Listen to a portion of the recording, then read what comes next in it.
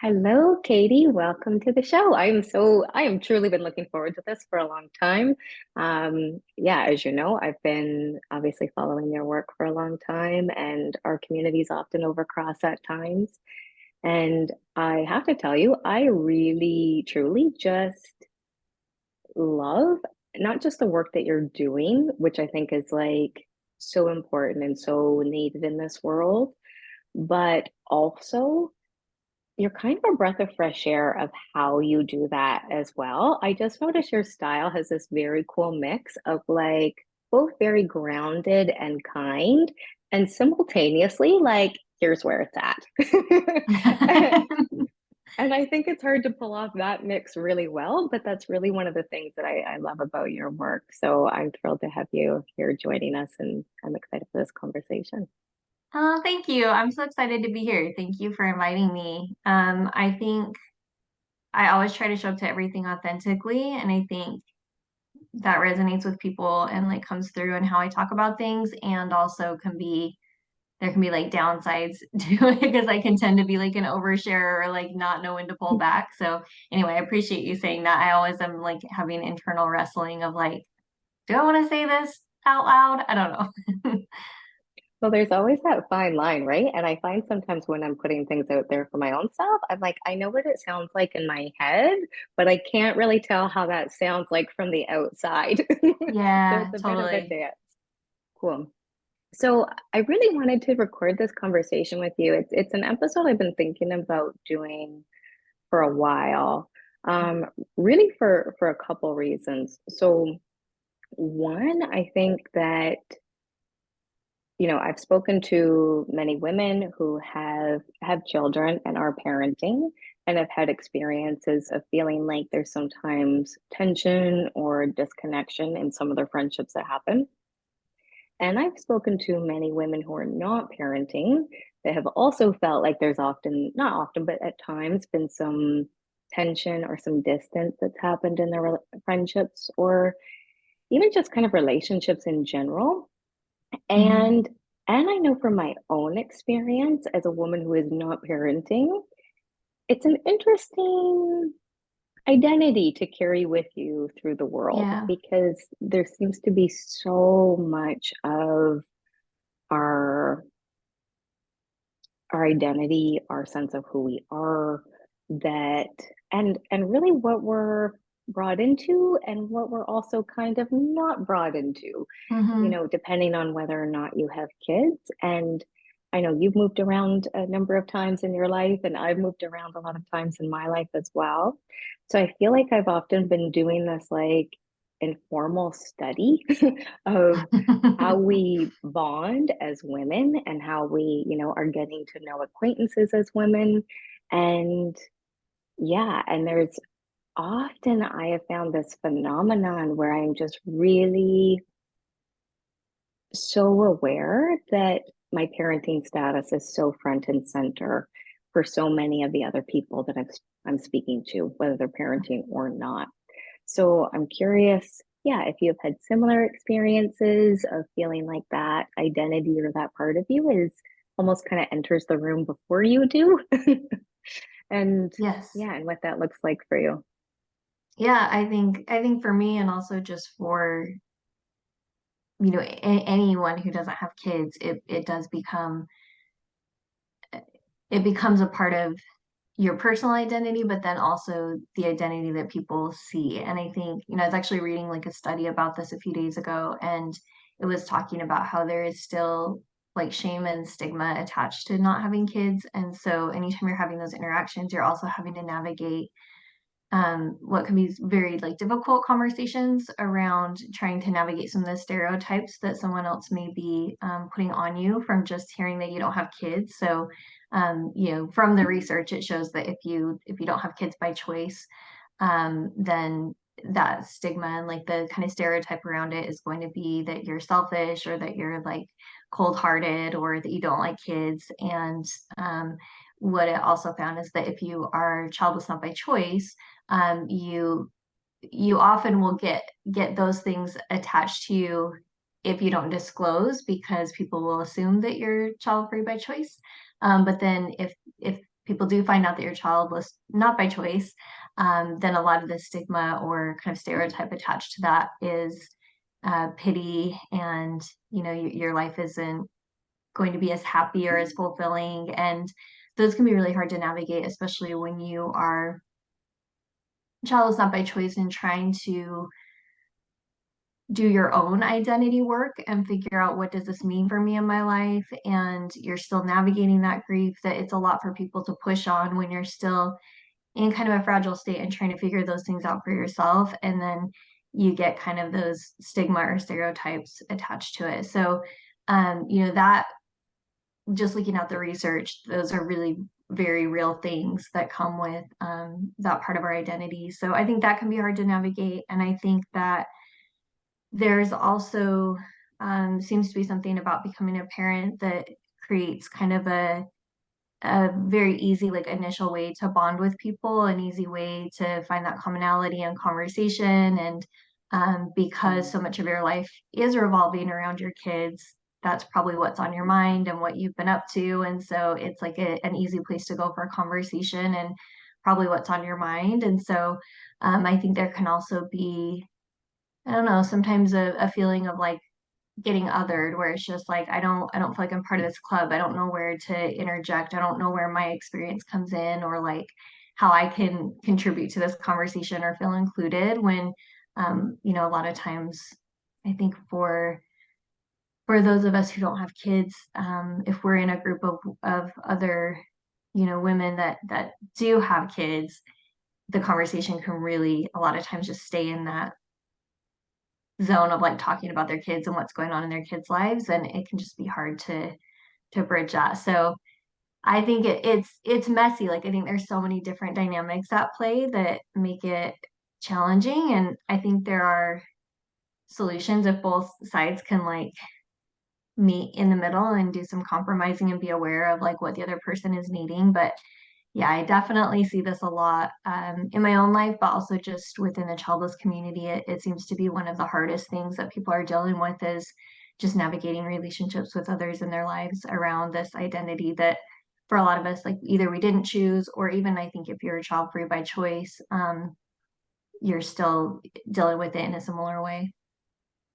Yeah, all of that really resonates for me so much. And it's interesting because as you're saying that, I'm having like, some memories pop up for me. I remember Hmm. one time kind of just doing this experiment where my partner and I were going to a social event that was like connected to his workplace. And and I started to just keep count of how many times I got asked if I had kids or not. And I asked him to keep count of how many times he got asked if he had kids. So at the end of the night, I'm like, so what were your totals? And he's like, oh, like one person asked me. And I'm like, I'm at 11. 11 people asked me if Yeah, I had kids. And I totally understand, obviously the most obvious reason of why we do that, right? It's an easy conversation starter. But also, there were a lot of times, even within that, and for me, I guess, across the board, where it's actually almost felt like I'm being filtered through one of those decision-making matrices, where it's like, yeah. depending on yes or no, right? Like I'm either like exited to the door or not. And that's Right. obviously like not for everybody, but I fully have had people like stop talking to me, like absolutely Yeah. stop talking to me and like move and turn their attention elsewhere. And Yes. like the number of times that that has actually happened, like it's a regular occurrence. And you wouldn't think it Yep. is because nobody's, would think that they're intentionally being rude or anything like Hmm. that. And I think, oftentimes I think it's probably a byproduct of, everybody's really busy and we're trying to fill a need. So it's like, do you have Yeah. kids that are the same age as my kids because I need like play Hmm. dates or whatever it is that's happening? But I'm Yeah. like, wow, that's so interesting to literally like walk away from me because like I love kids. I offer to babysit kids, right? I'm like, this could have been Right. a really nice connection, but we're done now. Okay. And also, like, maybe there are other things that we can talk about or have in common that don't revolve around kids too, right? Like most people have other interests and things that they're doing, TV shows they're watching, whatever, where you can find some commonality. But yeah, I've definitely had that happen too. And um, to take another step, I find one thing that happens to me is people will say like, "Oh, do you have kids?" And I'll say no, and then you can see them trying to grasp for like, "Oh no, what do I say now?" And a lot of times the follow-up Yeah. question will be like, "Oh, do you have pets?" or like, "Do you have a pet?" And then when I say no again, I feel like it totally just stumps people where they're like, and a lot of times people will say really weird stuff like, "Oh, you should get one," or something, or like, "Why don't you have one?" And I'm like, I don't want one, but it does make me feel a little bit judged of like you're not caring for anything, you're not nurturing anything. Like what's wrong with you? And it's I don't know, it feels like there's kind of a judgment attached to it. And maybe that's my own projection, but I do think that I don't know. I think that it's so interesting that how often the question is followed up with like, do you have pets? And then how thrown off people get when I'm like, I don't have either. And they're just like, I don't know what to do with you. See, I think that matrix of filtering is definitely there. Yeah, and it's so interesting as you say that because I think this boxes or puts both, women who are parenting and women who are not parenting. It puts us all kind of into this box because Hmm. really, I've also spoken to so many of my friends or clients, who do have kids, and they often feel like their identity as a mom is like the only part of them that people are interested in Yeah. also, right? Mhm. And they still get to play the game, right? Like, Right, and right. so I think it affects all of us, at times a little bit negatively. And Hmm. yeah, and at the end of that night that I, did that experiment with my husband, it was so interesting because like, then we had this conversation around like, isn't it so interesting then to stop and consider what kinds of conversations that he's having as opposed to what I'm having. And Hmm. like his conversations are, he's getting asked about his opinions on politics. He's getting asked about like his personal interests. He's getting asked about like all of these other parts of his intellect, as Hmm. well as the full scope of a wider identity that may or may not include parenting, but such a wider scope of who he is as a parent, as a person. Yeah. And I think women are often really put into this one-dimensional thing of we're caregivers for others. Hmm. And Yeah. yeah.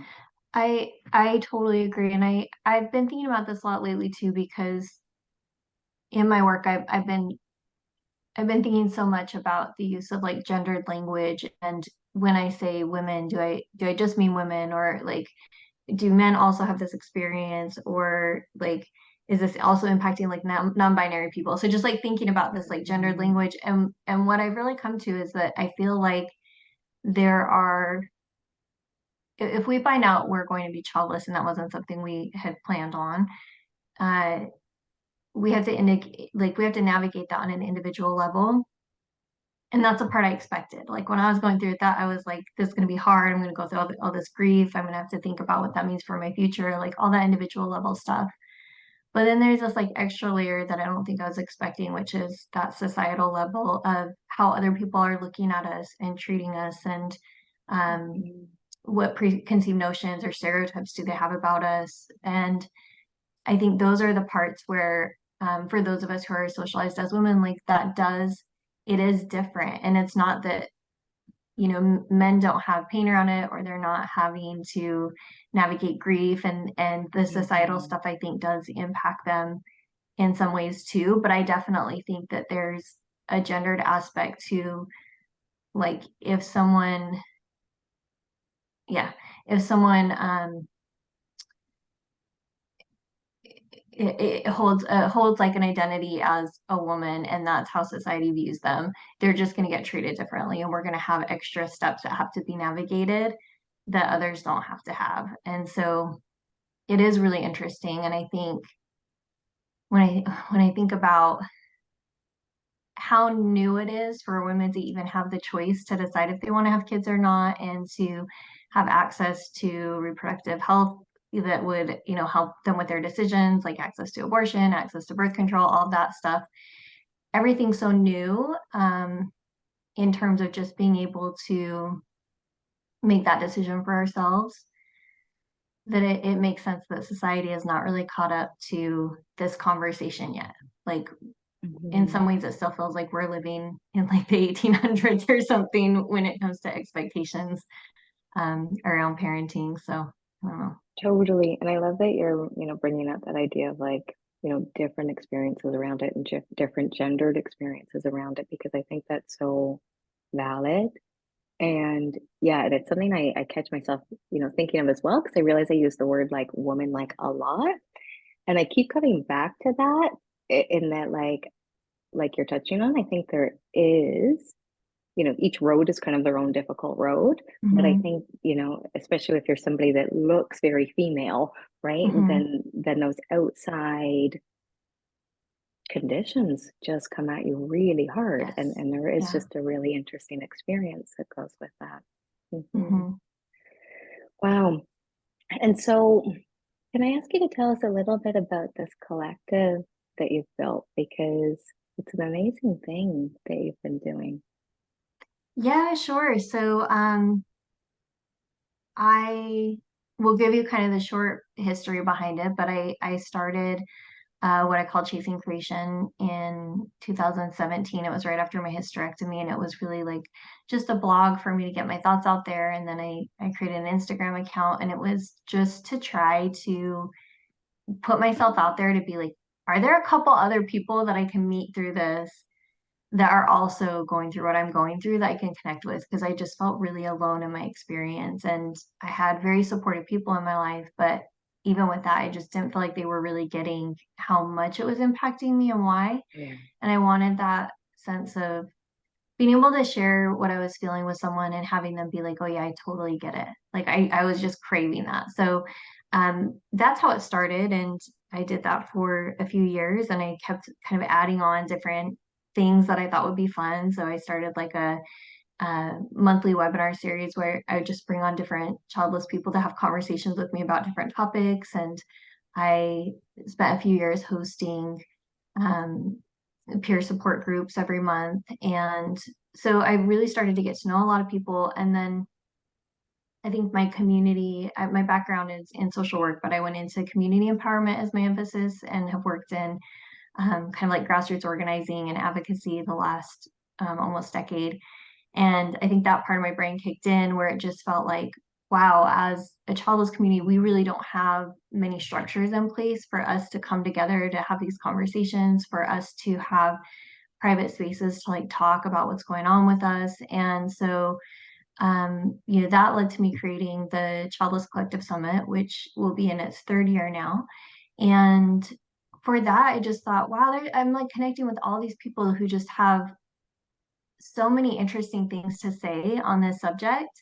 And I feel like we're not finding each other and other people aren't finding us. Like it feels like everyone's in their Mhm. silos doing their own thing. So I thought, why not put together like virtual summit where I can just invite 30 of like my favorite people that I love hearing talk about this and then invite people to come watch, their sessions. And so it's gone for 2 years now, and we've had almost 3,000 attendees each year.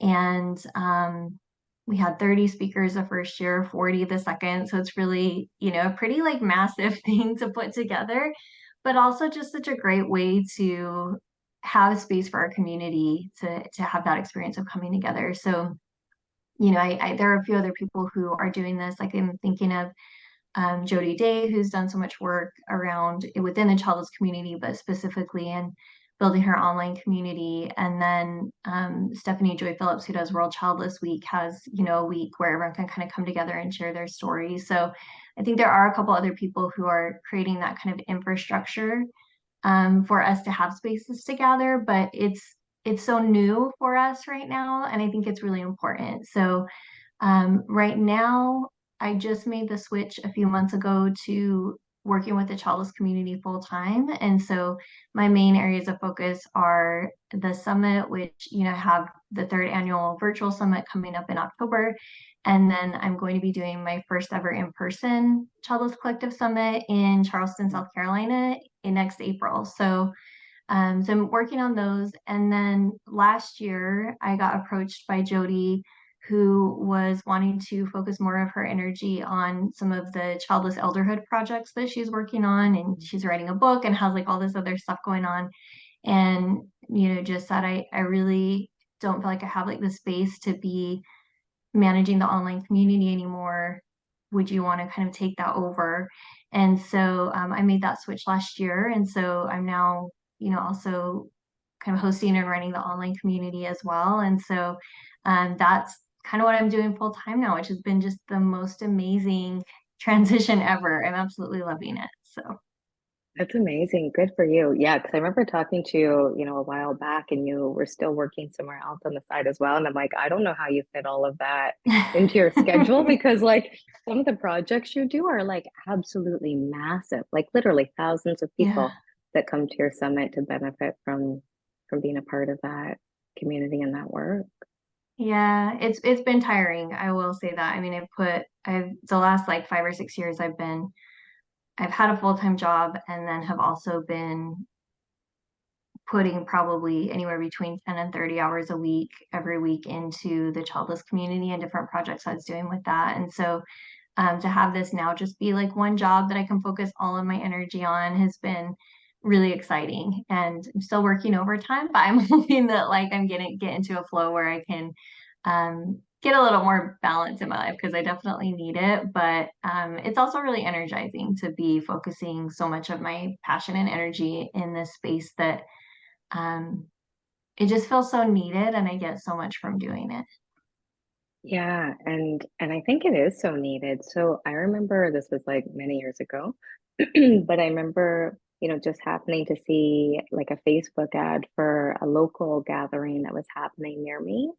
And it was the first time I had ever seen anything just for childless women. Mhm. And I was still at a point in my experience where I had lost my daughter not that long before that. And so I was still really very new into the space of looking at what my life might look like as a woman who's not Yeah, parenting.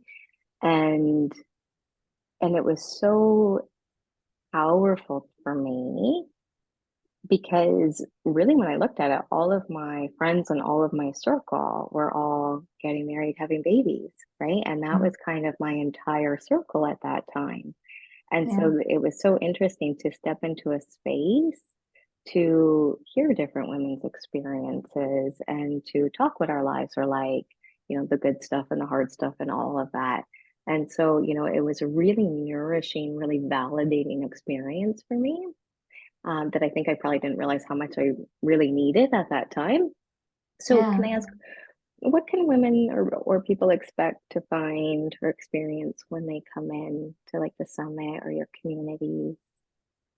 Yeah, that's a great question. And I felt the same when I started finding like resources and ways to connect with others who are childless. It felt so just validating for me. And I think that's what has made me so passionate about trying to create that infrastructure for others to be able to have that experience and have those connections because I think when when most of your network is just people who are parents, it's not like dismissive of those relationships or that those shouldn't stay as strong or that like those people aren't going to be there for you in your life. But when I think about a social support system and what individuals need, a lot of times I find that this piece of being childless becomes such a big part of your identity. And again, like I think making that transition of like realizing you're going to be childless, it does require you to do some identity work. It requires you to, for the most part, I'm guessing most people navigate quite a bit of grief. Um, like letting go of that dream they had and having to try to envision something new for their future that they maybe hadn't considered before. There's so much that goes into it. And I think for most of us, like we really need that connection with others who get it. And it can be really painful if we don't have it and are trying to figure it out on our own or because even our friends and family who I think can be super well intentioned and show up for us and show us love, show us support. There are just aspects of the experience that I think they won't ever like really understand. And to be able to talk to someone who totally gets it is just like a very it can feel very validating and very supportive. And so when someone comes to the Childless Collective Summit, it's kind of a good entry point. So the way that I design it, it's free to attend. If you want access to the presentations for an additional year, you can buy an extended access pass for that. But you can watch all of the presentations for the 4 days of the summit entirely free.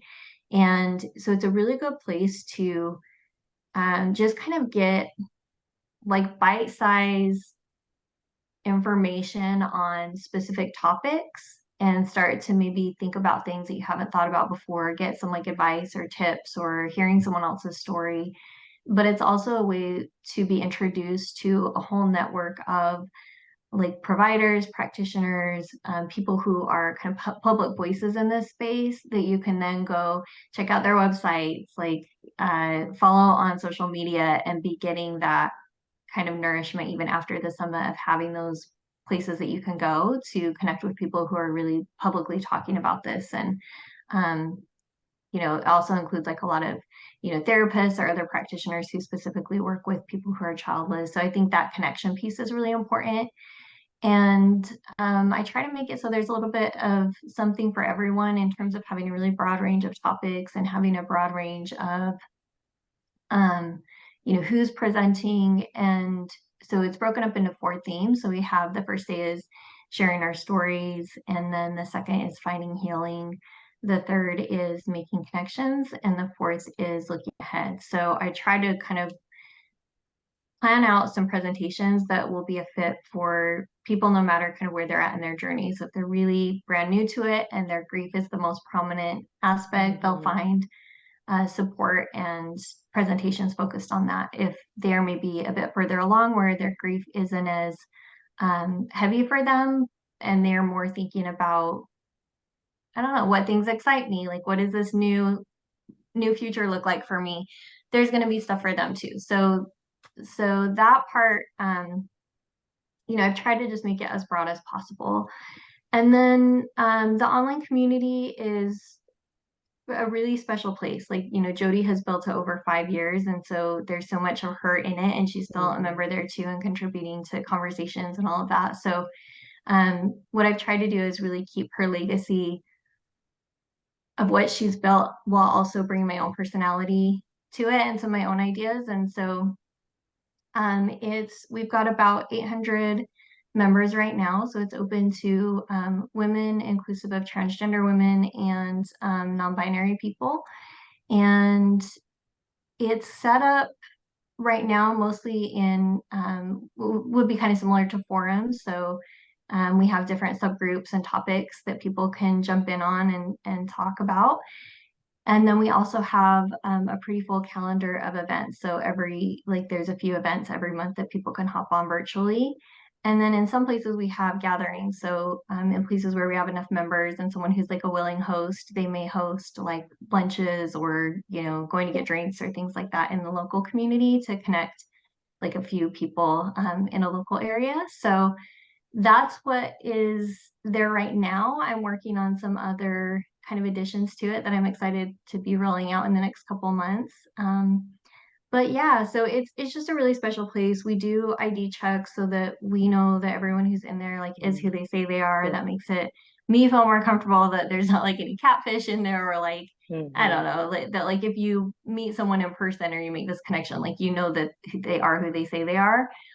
So it's a nice like private online space to just be able to come and like have this, I don't know, I kind of think as this like protected space from the outside world of like you're just in this community of other people who get it. And when was the last time you were in a room with even like 10 other women that didn't have kids, let alone like 800? So it's just like a really nice space to come and share whatever's on your mind or just read what other people are talking about and have that place for us to gather, I guess.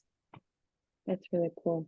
That's really cool. Yeah, and I think that's one of the things where I really love about your work as well is, the collective summit that I was a part of, was so cool for me to kind of see, the other presenters that were there for that as well, because you did such a beautiful job of really bringing in so many different voices and so many different kinds of experiences. within that I was like, well done. And there's such a safety that comes with that too, right? Yeah. It just felt like a really warm, safe community, which I Oh, thought was thank very you. cool. Very cool. So I'm just curious if you could share or what your thoughts are, for somebody listening to this that maybe is fairly new onto this path of unexpected Mhm. childlessness. What would you want to share with them as, another one of the myths of child-free living or childless living that might be useful for them to hear? Oh man, there's so many. I would say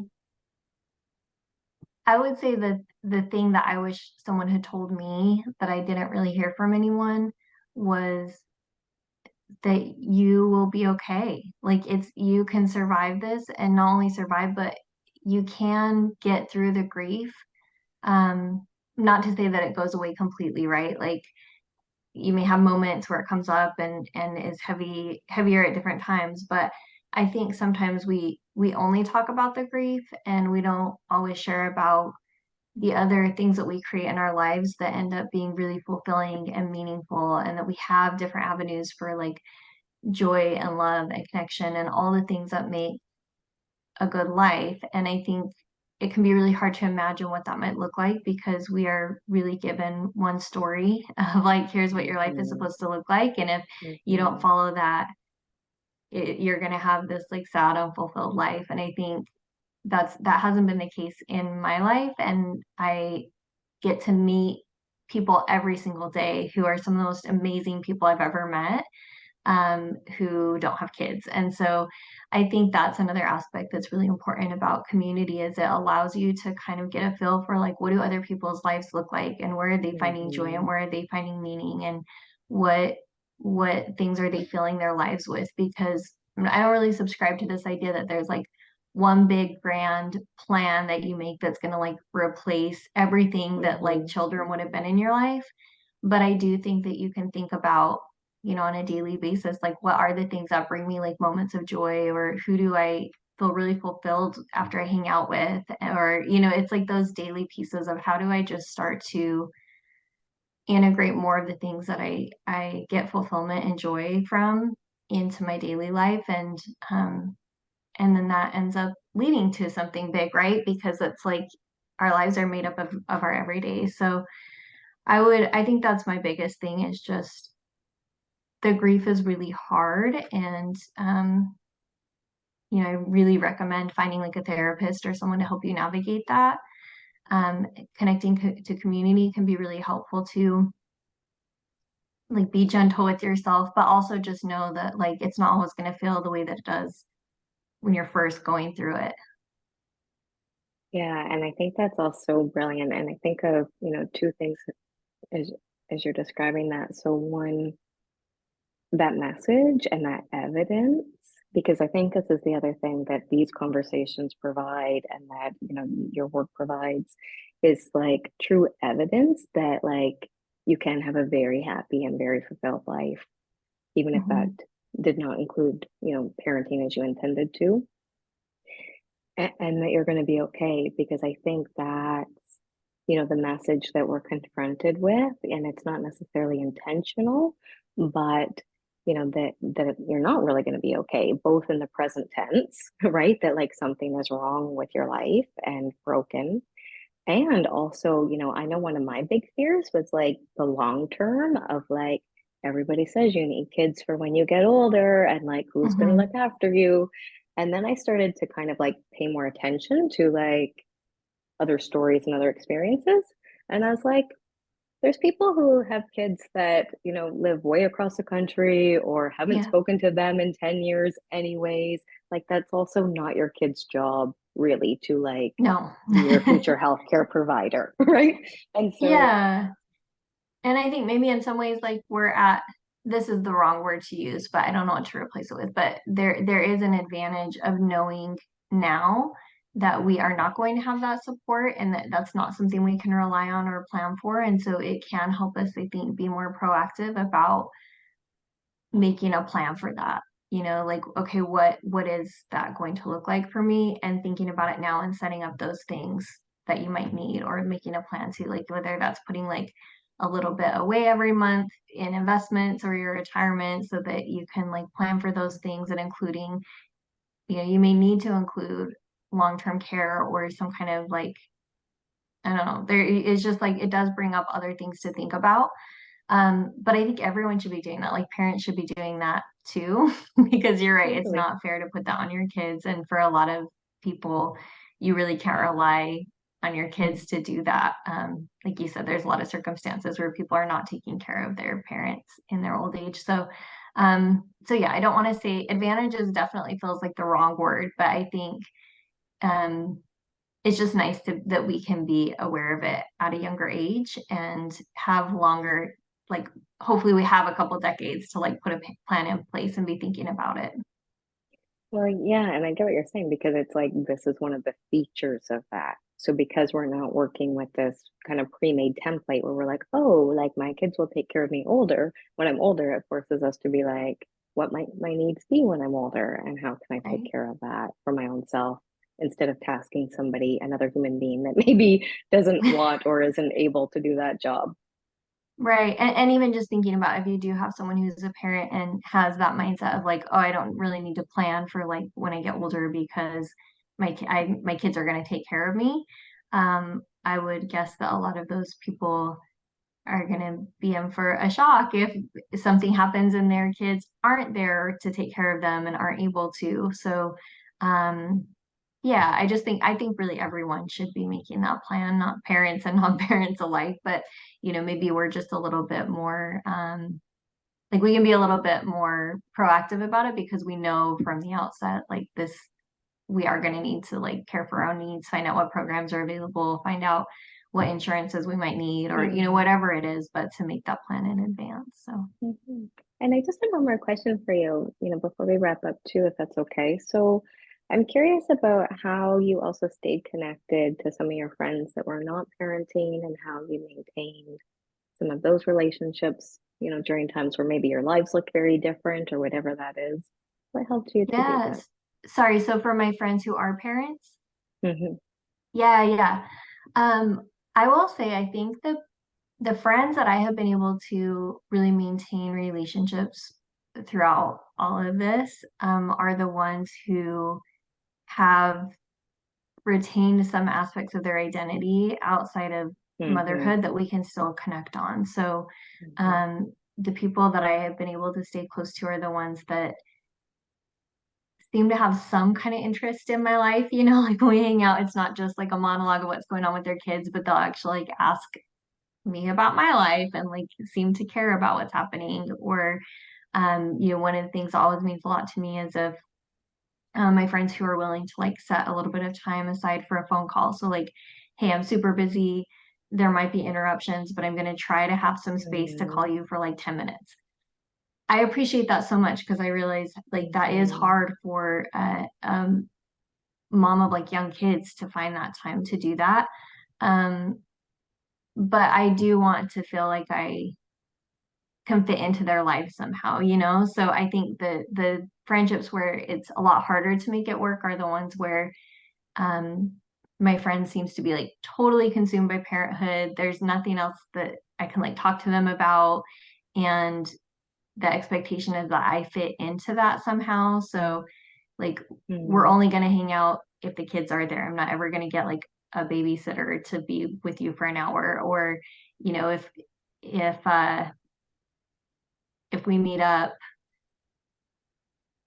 like the whole conversation is going to be about my kids. Like those are the friendships where I don't really know, it doesn't feel reciprocal, and so it's hard to make those strong. Like I don't really know how to maintain those connections. But um I try to be really flexible and understanding of where my friends are at, and realizing like, yeah, it's awesome if I can get 10 minutes. And even if that means that there's like quite a few interruptions in that 10 minutes, but like my friend's making that time for me and I appreciate it. And they're asking about my life. They seem interested in who I am, and they are able to like talk about things not related to parenthood. Um, Even if it's not like 100% of the time, but at least like some of it, Hmm. I feel like yeah, I'm more likely to be able to kind of maintain a friendship there. So, but I think both Yeah. people have to be aware of it, you know?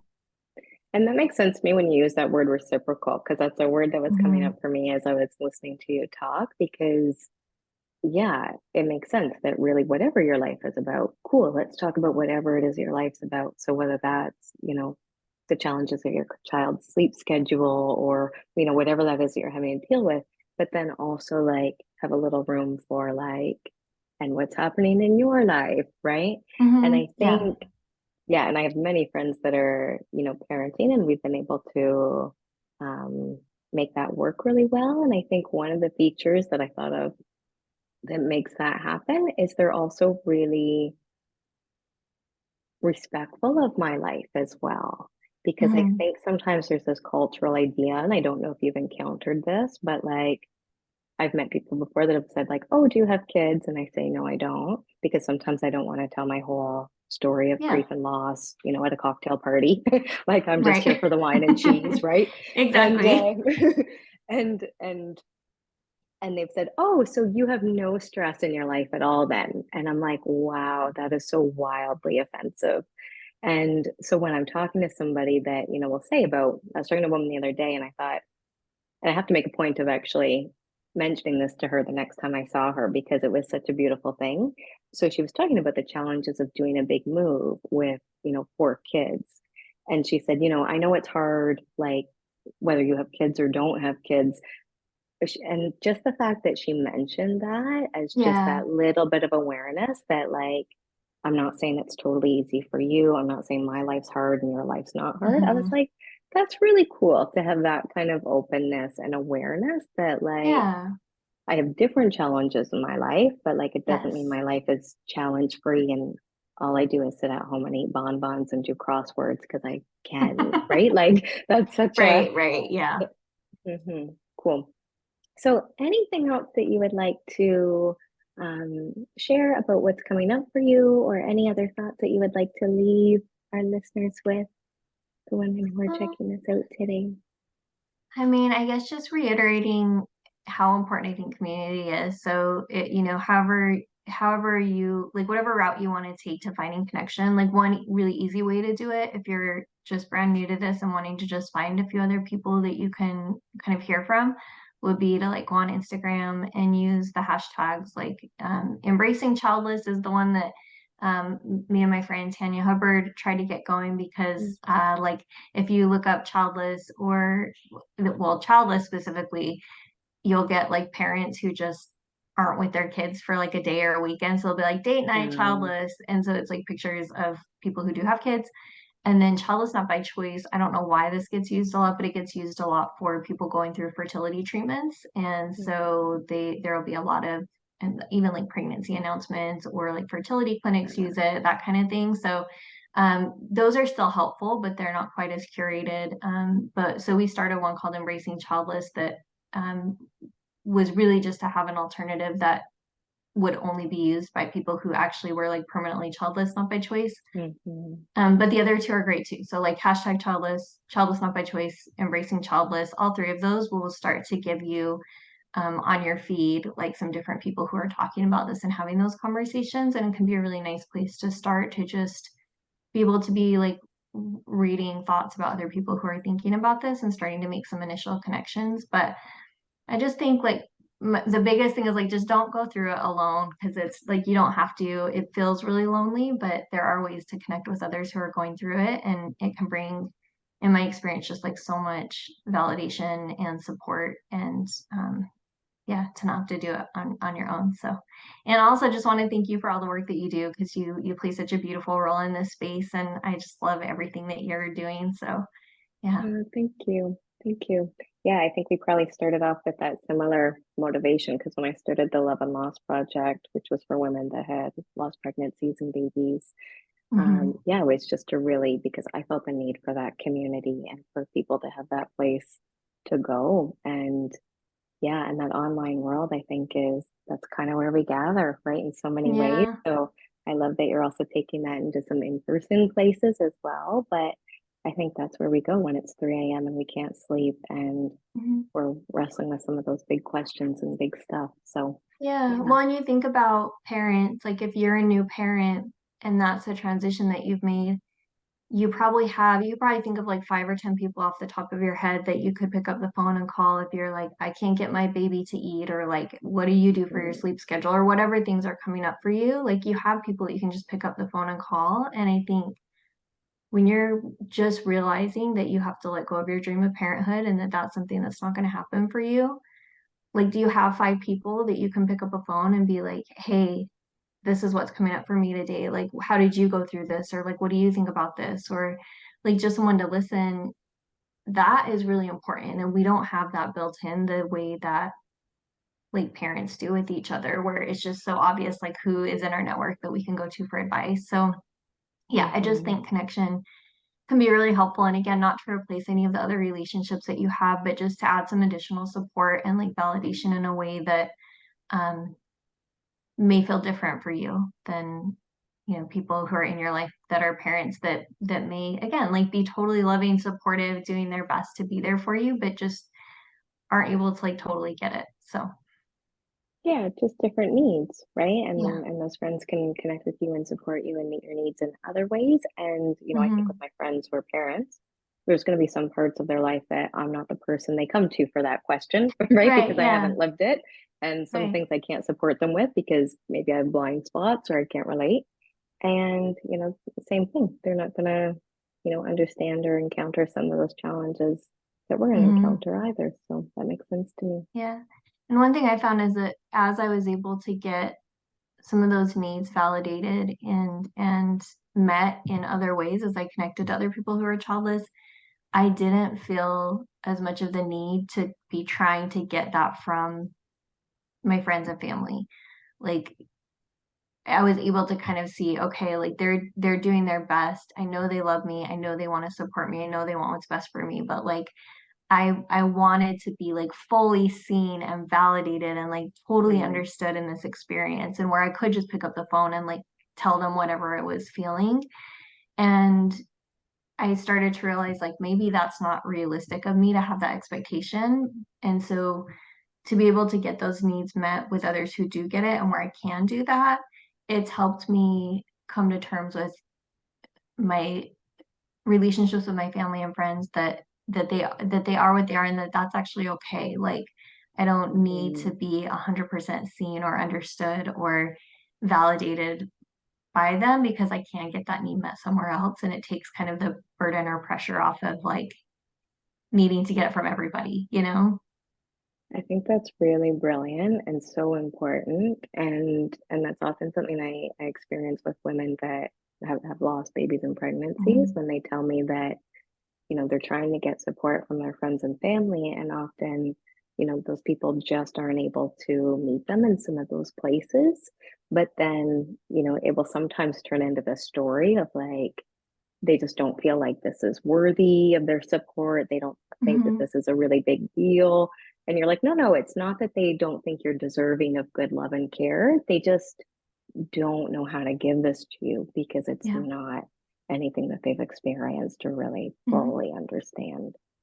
And I think this experience, and actually, sorry, I'm bringing her up again, but my friend Tanya Hubbard just had like a post on this too that is something that articulated something I've been thinking about too, which is that oh my gosh, I'm totally blanking now. I had it and it just went. So you can edit this part out. It's all good. Don't you hate when that happens? But Yeah, I had it and it just is gone. well, and that's also why I love that online community because, like, you'll see people post things and it is so validating to be like, yes, I didn't even know that I was feeling it, but like, that's exactly what I'm feeling. Makes so much Yeah. sense.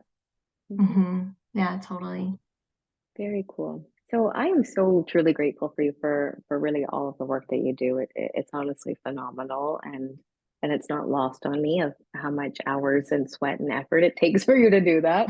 Thank you. And and also, I'm so appreciative of you having this conversation with me because I think people need to find these circles and come into these places of support because I think we need it when you're navigating some of this territory. So Yeah, for thank you for sure. that. I just remembered. Can I throw it in? Yeah, yeah, yeah. Okay. Her post was about where we may have blind spots of people in our lives who are wanting or needing support from us in ways that we're not able to show up.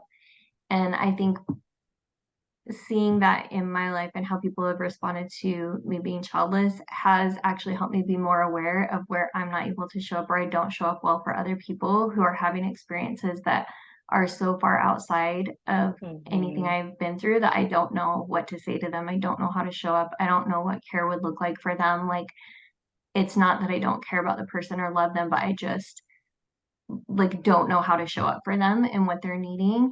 And I think it's helped me be more compassionate too for the fact that like that's what my childlessness is for them. They may think about it, they may be worried about me, they may want to be there Hmm. but don't know what to say. And I think it's helped me build compassion for that as I've thought about the ways that I'm not able to show up for others in different types of experiences either, even though I want to. So that's what the post was about and what, what I was trying to remember. Well, and I really, really love that because I think that it just makes a little bit more room for the humanness of both sides. Yeah. Because I know there's times where I have like got it really wrong for somebody, right? And like I Yeah. pride myself on somebody that like literally gives advice of like how to support people. And then it was like my nephew's birthday last week, and like I literally forgot to like I had sent him a gift ahead of time, but like I had forgot to message on that day. And I was like, oh no. And you're like, that feels like a terrible ball to drop, but you're like, it happens. And I Yeah. think there's times where, yeah, it makes sense that we're on the receiving end of somebody dropping the ball for us. And there's times where I think if we're really honest with ourselves and allow us to meet that with a bit of compassion, of course we're going to drop the ball for that for other people too. And Yeah. yeah, it reminds me of when my one really dear friend had her son shortly after my daughter had died. Like, I didn't send congratulations. I didn't send a card, right? Like, I did none of those things. And then, like, I remember literally when I found out the news, I just like asked that mutual friend, I'm like, is everybody good? Is she good? Is the baby good? Yeah. And they were like, yep. And I'm like, okay, good, done. And like, I had nothing more that I was able to give. And I knew Right. that her needs were met by the people that were able Mm-hmm. to be there with the balloons and the flowers and the gifts and the Right. support, but like I could not be in that party. And so I think there's also that time of like, one of the things that really worked for us was like this long-term kind of view of our relationship, right? That this might Mm-hmm. not be a time in our life where we easily connect and where we do have completely different needs that are actually like in conflict with each other. So Yeah. like I remember like a month later I called her and was like, I'm really sorry, I just can't be there for you right now. And she's Mm-hmm. like, I really don't expect you to be. And then like we just Yeah. kind of gave each other a space for like 6 months, but like we're still very best friends like today. So yeah. Oh, that's awesome. Yeah, Yeah, that's really great if both sides can be understanding. And I think that communication is really important because um, I think we, as childless people, when we're in our deepest grief, we may be people who are ghosting others, right? Like we may totally. be the person who is actually just totally drops off from the friendship and like stops communicating with a friend. And that is to protect ourselves. And because the pain is too much, I see why we do it. But I think those moments of communication to say like, hey, I'm really struggling right now. I might be kind of going into a cave for a bit. So like don't take it personally. I love you. I care about our friendship, but I just really need some like alone time right now or like time to process stuff. Like, having that communication so that it's clear to our friends that we do value them and we do, care about our friendship, but that there may be times where we can't show up in the way we would like to and that we might need to put some boundaries up and communicating that instead of just like full on ghosting of like like oh, this person's pregnant and I'm just gonna not talk to them again because I can't manage it. Like I can see the appeal of that and why it happens a lot. But yeah, I think being aware of like how we're communicating and being able to do that can go a long way in keeping those friendships strong even through difficult times where like you said we may not be able to connect but and just need some space. Totally. And I think the invitation there is for those relationships to deepen even further, right? Because Yeah. then when I called my girlfriend after I'd ghosted her for a period of time, and her response was like, we're good and I love you. And Yeah. I'm like, loyalty to you for life, right? Like you have instantly just Yeah, earned like yeah, my undying loyalty because like yeah. so appreciate that. Cool. Yep, totally. So Well, thank you thank so you. much. I have loved talking with you, and I really appreciate you inviting me. I'm so glad you were here and thank you. And people can find you where on Instagram? Childless Collective is my handle on Instagram, and then my website is childlesscollective.com. Lovely. And I'll put that in the show notes down here so people can just click over and find you. But thank you so much, Katie. I really Yeah, appreciate it. thank you. All right, take All care. right, Thank you bye, for listening, April. everyone. Bye. See you.